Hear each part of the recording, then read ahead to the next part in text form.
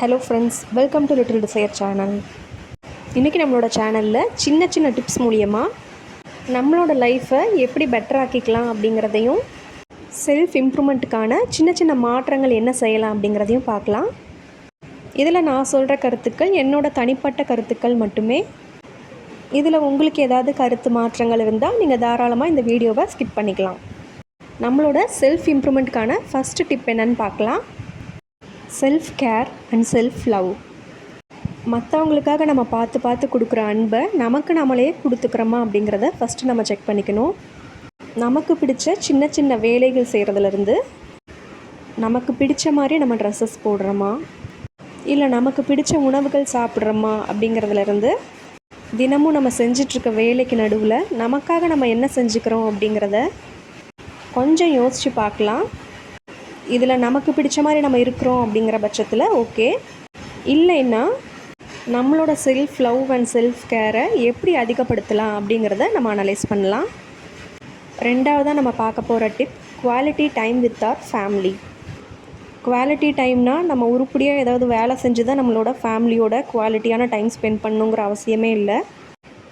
என்னை பொறுத்த வரைக்கும் நம்ம குழந்தைங்க நம்ம ஹஸ்பண்டோட வெட்டியாக பேசிகிட்டு இருக்கிறது, சின்ன சின்ன சண்டைகள் போடுறது, நம்மளாவே இருக்கிறது, ரொம்ப எளிமையான உணவுகளாக இருந்தாலும் ஒன்றா சேர்ந்து சாப்பிட்றது, நம்மளோட பழைய கதைகளை பற்றி நம்மளோட குழந்தைங்களோட ஷேர் பண்ணுறது, நம்மளோட குழந்தைகளை பேச விட்டு அதை நம்ம பொறுமையாக கேட்டுக்கிறது, இது எல்லாமே ஒரு குவாலிட்டியான ஃபேமிலி டைம் தான்.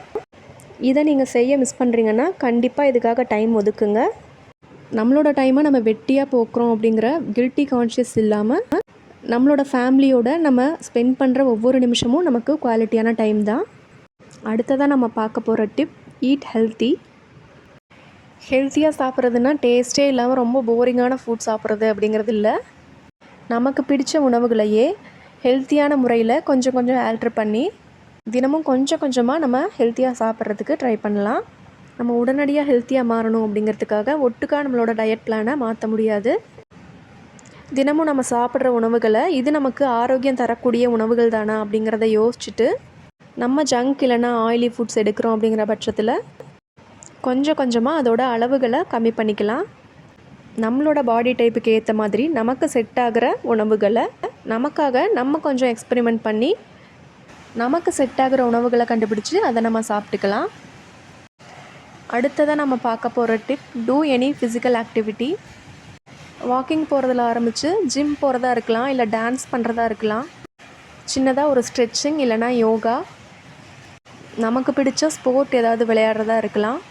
டெய்லியும் ஒரு அரை மணி நேரம் இதுக்காக நம்ம ஸ்பெண்ட் பண்ணோன்னா நம்மளோட லைஃப் பெட்டராகிறத நம்ம கண் கூட பார்க்கலாம்.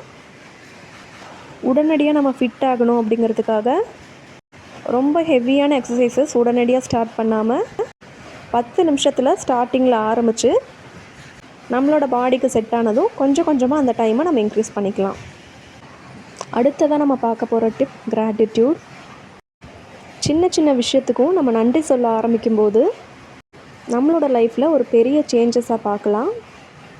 நம்ம இன்றைக்கி சாப்பிட்ற சாப்பாடு, நம்ம போட்டுக்கிற உடைகள், நம்ம கூட பேசுகிற மனிதர்கள்னு எல்லாத்துக்கும் சின்னதாக ஒரு தேங்க்ஸ் சொல்லி பழகலாம். நம்ம கிராட்டிடியூடுக்குன்னு தனியாக ஒரு டைம் ஒதுக்க தேவையில்லை. நம்மளோட அன்றாட லைஃபுக்கு நடுவில் தேங்க்ஸ் சொல்கிறத நம்ம ஒரு பழக்கமாக ஆக்கிக்கிட்டோம்னா நம்ம லைஃப்பில் இது மிகப்பெரிய சேஞ்சஸை கொடுக்கும். இந்த சின்ன சின்ன டிப் உங்களுக்கு பிடிச்சிருந்ததுன்னா கண்டிப்பாக ட்ரை பண்ணுங்கள். இன்னும் ஒரு யூஸ்ஃபுல்லான வீடியோவில் மீட் பண்ணலாம். Have a nice day.